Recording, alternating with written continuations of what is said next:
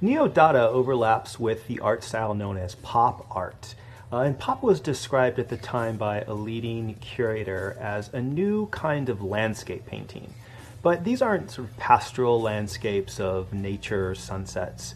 Instead, he says that artists are responding to a new visual environment, and this is a visual environment of mass media and advertising. One of the artists most associated with pop art is Andy Warhol, who came to prominence in the early 1960s with his Campbell's Soup Can series. These were hand-painted on 32 canvases, and Warhol first exhibited these in the Ferris Gallery in Los Angeles in 1962, where each of the canvases rested on shelves, like groceries in a store. His process of working serially and in presenting the work in this way was an early gesture towards Warhol's interest in strategies of consumerism, to reproduce things in mass and to stack things in rows. Warhol's interest in the process and aesthetic of mass image production naturally led him to experiment with screen printing, the mechanical process by which an image is stenciled onto a surface using a series of masked screens. And he did a body of work which were large silkscreen prints on canvas, which were then stretched and hung on the wall like paintings. So we might ask, how does the screen printing process change the traditional artist relationship to making something like a painting? Well, it adds mass production into the mix, right? The idea that the artist can make the same image again and again in multiples. And also, the artist doesn't necessarily have to make them in a kind of traditional handmade crafting way. He can hire an assistant to produce them. Screen printing is also associated with the mass production of commercial labels. So perhaps he's suggesting that art is a product to be produced and consumed like soup or Coke.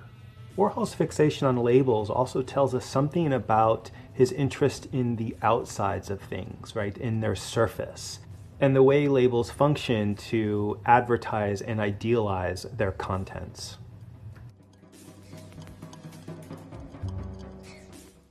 Warhol next produced a series of screen-printed portraits of notable celebrities like Elvis, Elizabeth Taylor, and Marilyn Monroe.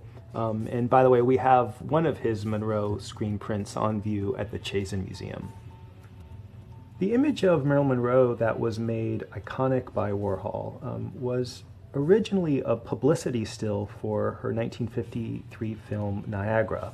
Monroe had been acting for a few years by this time and was one of Hollywood's up-and-coming starlets. She was born Norma Jean Baker, and like a lot of young Hollywood stars, she got help from the Hollywood studio machine to transform her persona. In essence, she changes her label.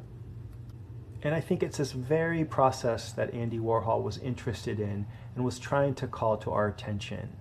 The idea that something can be constructed, that we buy into the illusion, and that as a culture we're preoccupied with the surfaces of things, despite the fact that they may not tell us everything there is about what's inside. Warhol delves into these themes in his Marilyn series.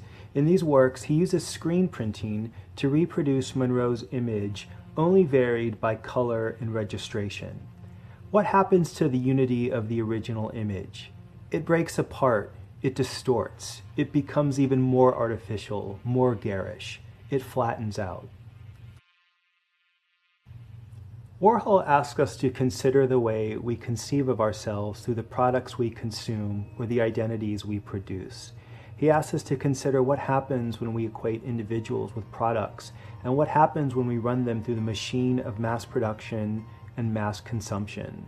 What happens? They break down, they distort, and they degrade our perceptions of what is real.